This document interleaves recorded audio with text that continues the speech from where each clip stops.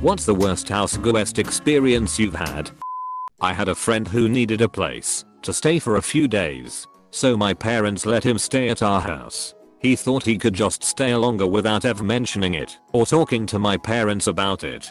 He refused to find another place to live or try to make money, so he ended up staying with us for almost a month. He would trap people in conversations where he would just talk about himself for 2 hours straight. He complained about us not having the foods he wanted, would not stop talking about he was an incredible musician, and said his future plan was to go to LA despite having no job prospects, connections, a place to live, money, or any valid IDs. Within hours of him leaving, he texted me about how he wanted to come over the next day. He is not allowed at our house anymore. I weirdly met someone exactly like the person you described. Homeschooled small town American guy that would trap people in conversations about him, always playing the victim. He would overstay his welcome wherever he wants and ended up moving to LA. But then after 2 years of living with my friend, he began stealing stuff and threatening them with a gun, saying everyone was picking on him. Turns out he had borderline personality disorder and a form of autism, so couldn't read social cues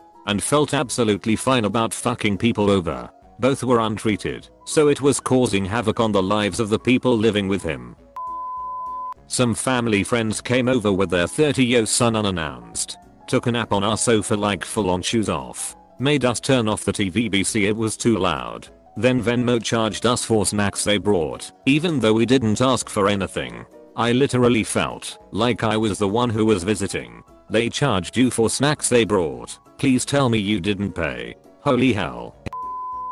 My former friend begged me to help her find a place where her special needs kiddos could stay in the same school/services where her husband wouldn't look for her after supposedly finding questionable material on his PC. I work with special needs populations including abuse victims, so it made sense to come to me. I gave her an old laptop I had for her use so she could turn in the house PCs. I bought her a new phone. I took them in myself, which meant giving up my actual room for several weeks and sleeping on a futon.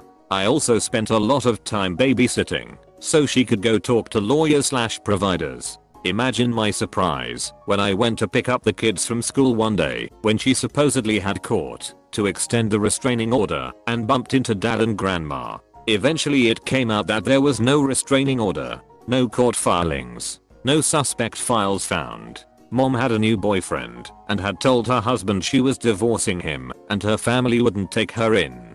Please tell me how this ended. Don't leave me hanging. They moved back home. They later got divorced. She lost a lot of friends when they found out what she pulled. Phew. At least a happy ending. My dad's friend pissed in the corner of the guest room and asked for money from everyone who happened to walk by him. In that order? No. Simultaneously and with direct eye contact the entire time. All people are animals, but some invite the comparison a lot more than others. She stole all of my booze, pissed on my couch, tore up the flower bed to the side of my driveway, and destroyed my guest bathroom. This all happened after I'd fallen asleep. She was a guest of a tenant/roommate, and that roommate was told either her friend wasn't allowed over ever again or she'd have to find a new place to live. Had a roommate ask if the rest of us were okay with their high school friend crashing for a few days on their way through town to a festival. Gave us the dates, and it was less than a handful of nights, so we were all fine with it under the condition they didn't get a key for the place. They left when we all went to work, and they organized with the roommate when they were off work to come back. Great way to visit a city that you don't live in for a few days. Right, turns out it wasn't just the friend. It was the friend and her boyfriend and their other friend. And the roommate gave them a key and told them to just make it look like they were following the arrangement we'd all agreed on. They sold their festival tickets to buy acid and weed. Didn't tell us they were no longer going to the festival until the night after they were supposed to have been gone. And then we were told that our roommate said they could stay for as long as they wanted without pitching in because they were both actually homeless and jobless and trying to move to Vancouver. Everyone who actually lived there left for work, still unaware that our roommate had given them a key, and then came home to them having a party with a bunch of people over, none of whom lived there. They got the boot, and thankfully we had to renew our lease right away, so we renewed it with one fewer name attached, LMAO. broke/homeless, and they want to move to fucking Vancouver. Good luck with that. Couple came for a weekend to my small apartment. Surprised that they brought 3 dogs and an extra friend. The puppy took a dump on my floor in the night, which nobody got up to clean. Another dog had a crate, but managed to get a hold of a carpet outside of the crate, drag it in, and shred it. They also chewed up cardboard and wooden furniture. When they left, all the shredded stuff was just where it fell. Some people should not be pet owners. Some people should not be allowed near other people's things either. Agreed. One of my best buddies from high school called me up and begged for me to come get him from a town about 3 hours away. The idea was he would stay with us for a couple weeks while he looked for work and then get his own place. 6 months later I ended up renting him a room for 1 month and dropping him off with his junk and wishing him well. His father had warned me he would drain me dry, and he wasn't kidding. All those months he was supposedly using my vehicle to look for work, he was instead going out to a local bar. Every bottle in our liquor cabinet was drained down to the last finger. Yeah, cause if you leave that last little dribble in the bottle you haven't officially taken the piss. You don't have to replace it if you didn't finish it. Genius. I wish people thought they should replace booze they finish. My worst house guest was only there for a party, but in that time he dug out the bottle of Whistle Pig that had about 2 drinks left in it. My then boyfriend and I had hidden, and I walked into the kitchen just in time to see him pouring Coke over the 4 fingers of it in his glass. Shortly thereafter, he dropped a bottle of bitters onto our concrete floor, leaving a permanent stain that looked like someone had been literally murdered in our kitchen. Fuck you, Carl. You are never invited again. My mom's cousin and her husband went for a short visit to our house. She was 5 months pregnant then. She and her husband didn't leave until the baby was 2 months old. Then when leaving, it's a pity we could only pay you a short visit. We'd have loved to stay a bit more, but Jim is starting college tomorrow, and to be honest we are leaving because this house is a shithole. There's dog shit in the fridge. We burned your mattress because it was cold. Oh yeah, and we filled your washing machine with bricks to use as a drum machine. When I was a kid I had a little machine that would smooth out rocks by tumbling them in liquid. I wanted to recreate that using a washing machine, some bricks, and a bottle of dish detergent. It actually sort of worked. Instead of asking where the toilet paper is, they let their kid wipe his ass with our guest towels. Was there extra toilet paper in the bathroom? Or were they too lazy to look? They were overpass guests. There were definitely more rolls. They just didn't look around ///_______. Those long arms make you look like a mantis. A former friend of ours called us and said that her house caught on fire. So naturally we offered a soft place to land while she was dealing with the fallout. So we went and picked her up, brought her home, and got her set up for the night. The next day, she grabbed what she could from her apartment and brought it over to our house. My wife washed all of her clothes, which by the way, smelled the way you'd expect from being in a house fire. Unfortunately, that scent is really hard to get out. So our house smelled of fire for a long time as my wife was washing the clothes multiple times. Eventually, we realized she was not trying at all to get her life back in order. She also wasn't helping at all at our house with getting her things together. She apparently just decided that she was going to just stay with us and coast, I guess. Ultimately she then started being really critical of anything we did, tried to start drama, and was generally unpleasant to be around. What finally broke the camel's back was that I returned one day to find her and someone we had never met before smoking in our front porch. Not really a big deal, but it was odd that she didn't let us know that she was inviting anyone into our house. The next day I went to take my Adderall that I had just filled and noticed that there were like 5 left from the prescription. Her and her friend helped themselves to my meds. After that she announced that she was going to stay somewhere, that she was welcome, and that we could throw the clothes and items away that we had at our house because she didn't want them anymore because they smelled too much like smoke. The best came after she moved out. We read a story about the fire in the newspaper about the cause of the fire. She had caused it by smoking on the back deck of her apartment by carelessly not putting the cigarette out. We never really saw her again. She tried to make contact, but we just noped out. She ended up moving in with some of our other friends, which we tried to warn them about, and ended up almost accidentally killing their dog due to carelessness before being kicked out by them. Yeah, she sucked. Just FYI, putting vinegar in the washing machine with any clothing or bedding will take basically any smell out of them, including the smell of a house fire. I can vouch from personal experience. Oh nice. Thank you for the tip. I will try that.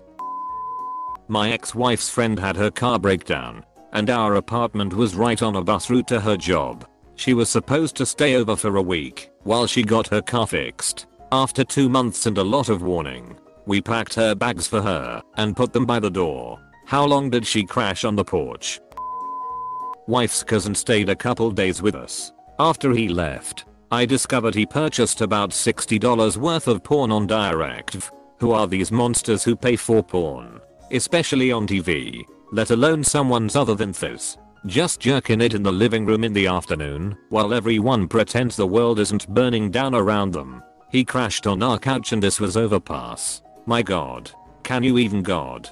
$60 worth of TV porn in one night. Edit. Just realized my brain had a wholesome grammatical stroke while writing this comment. I'll leave it as is, but I'm still wondering WTF happened mid-sentence. I can't even do the math because I don't know how much PPV porn costs. Lol.